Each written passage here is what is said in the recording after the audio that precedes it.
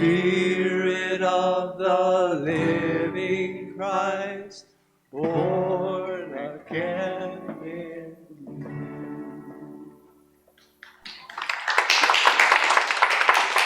You may be seated.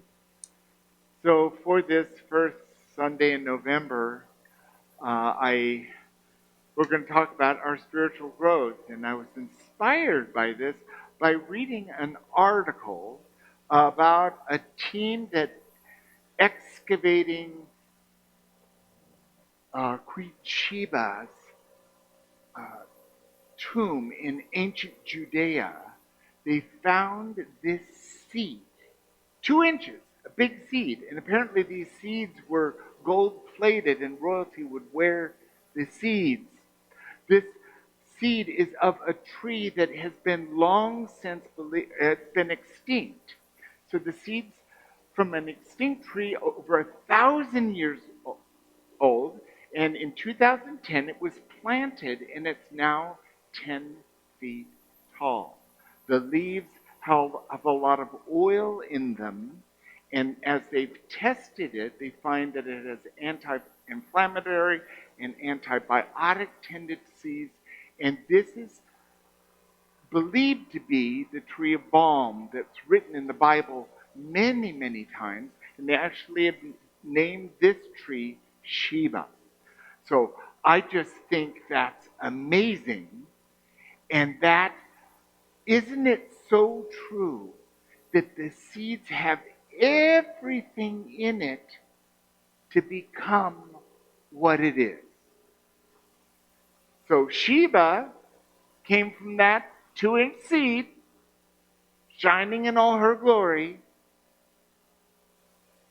And that happens every time we plant a seed. If we plant a mustard seed, it grows mustard. If you plant an avocado seed, what do you get? Not a kumquat? Seeds always create what they are. A pecan becomes a pecan tree. An acorn becomes an oak tree. We know this. We have faith in this. And it is a reflection of our own spiritual growth. Because what seed is planted in us? Anyone got a guess? Love. Love is a good one. The spiritual seed. God. Yes. And what does that seed grow into? Us. It's life. So spiritual growth is immense in our lives. And I turn again once to Charles Fillmore, co-founder of Unity. And he says, as children outgrow their clothes, we outgrow our ideals and ambitions, broadening our horizons of life as we advance. There must be constant elimination of the old to keep pace with this growth. When we cling to old ideals, we hinder our advance or stop it altogether. Okay, so everything that was around you when you were 5 years old, how much of that do you have left? You had to let go of it. For one thing, the clothes don't fit anymore. When you're 10 years old, what have you let go of? When you're 20 years old, is there anyone who's not 20? I don't think so. Okay, we're safe. And in our life, we continually let go. Because when we let go, it creates space. Space for us to mature, to go towards our desires, our dreams. And the space between our having let go gives us that opportunity to decide, what do we want to fill that space with? And more, I'm choosing to fill that space with God, with time and presence of being right here, right now. So, what are you letting go of right now in your life to make space? Anyone? Old beliefs. Old beliefs. Good one to let go of. Especially if they don't serve us anymore. What else? Lack. Let go of lack. Lack. Let it. Oh, that's a good one. I have to remind myself of that one all the time.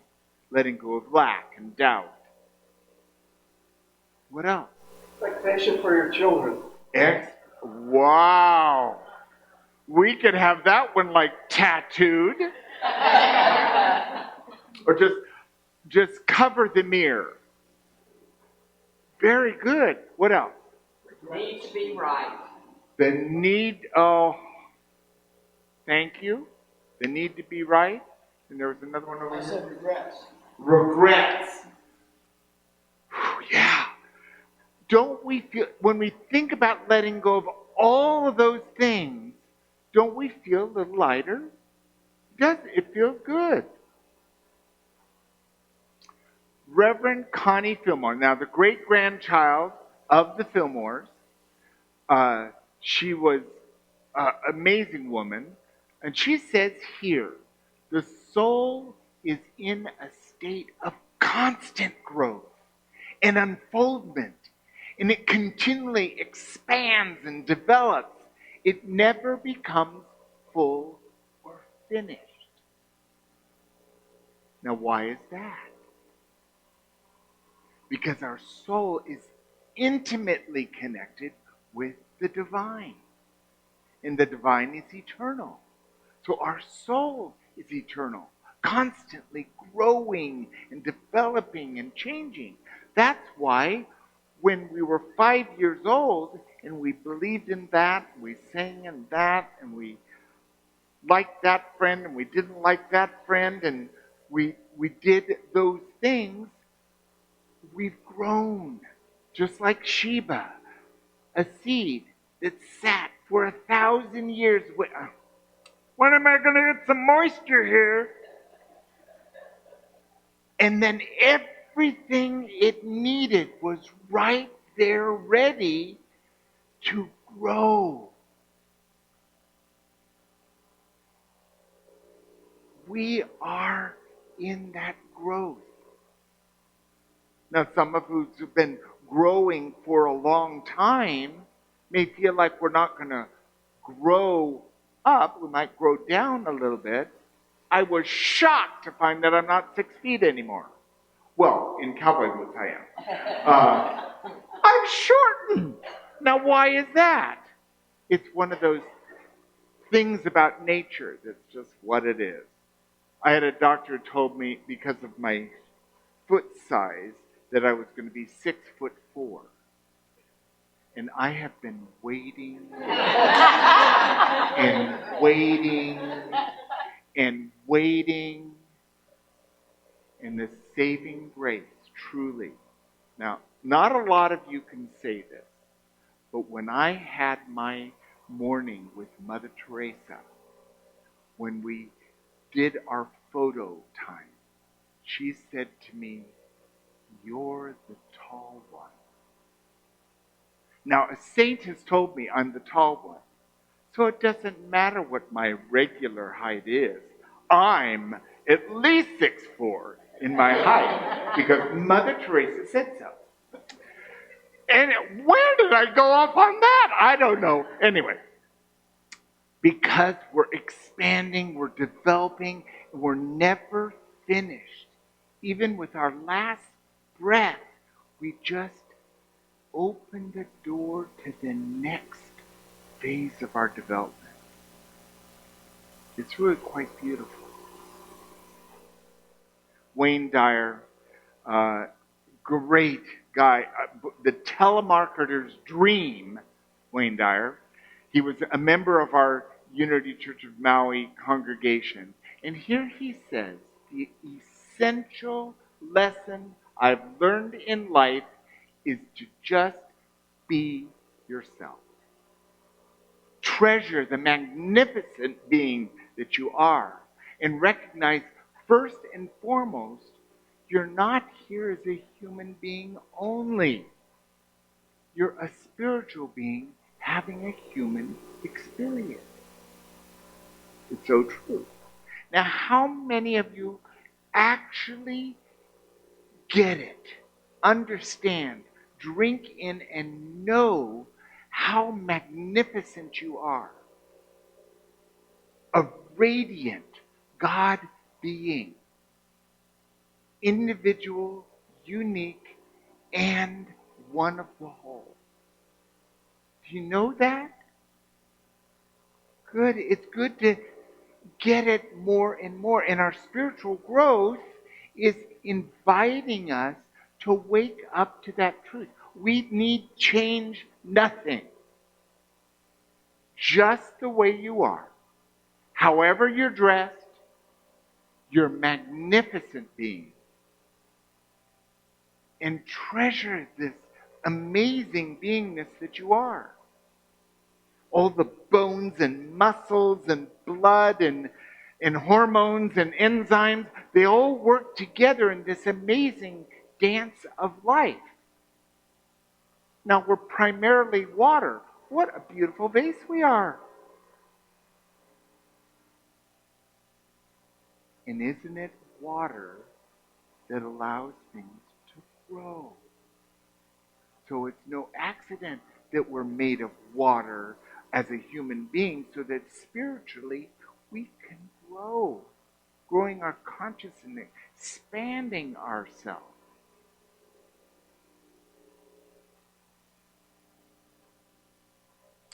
Dr. Roger Teal, Mile High Church, wonderful books.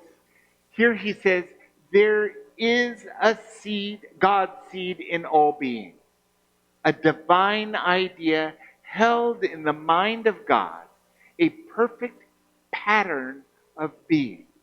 This God seed is the true self planted in omnipresent spirit. It just is.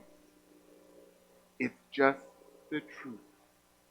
There's one power and one presence in our life and in the universe that is the very presence of God. That's only accessible to us in the now moment. Because God doesn't live in time. And so we can connect. We can be inspired. We can be informed. Look at your hands. Clap your hands. Those are the hands of God.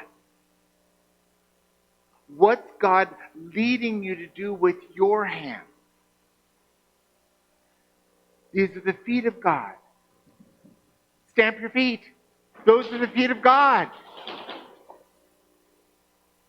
It's in us to express what's freely given to us. And each of us has unique flames. Rudy's is obviously music. We all have things that guide us. And they tend to be the things that, easy for me to do. Maybe one of my skills is washing dishes because it's so easy for me to do washing dishes. We all have skills. And that God seed is growing within us, changing us, and bringing us to acknowledge that we don't need to be right. That we can let our children be who they are. That we can let go of the regrets and the old ideals that hold us back. We can allow ourselves the presence. And the one thing about that word presence is it's a present. It's a gift. So when we can acknowledge the gift and use it, what good is a tool if we don't use it? If you've got a fabulous tool and it never gets used, how good is it? It's just potential. But I bet you have I have my favorite scissors. I got my favorite screwdriver. I've got my tools that I know exactly where they are and I use them. Same thing's true with the present. From Scripture, 1 Corinthians chapter 3, verse 7. So neither the one who plants nor the one who waters is anything, but only God who gives the growth. Now this is where it gets real. Our human self is just a vehicle. And that vehicle need do nothing.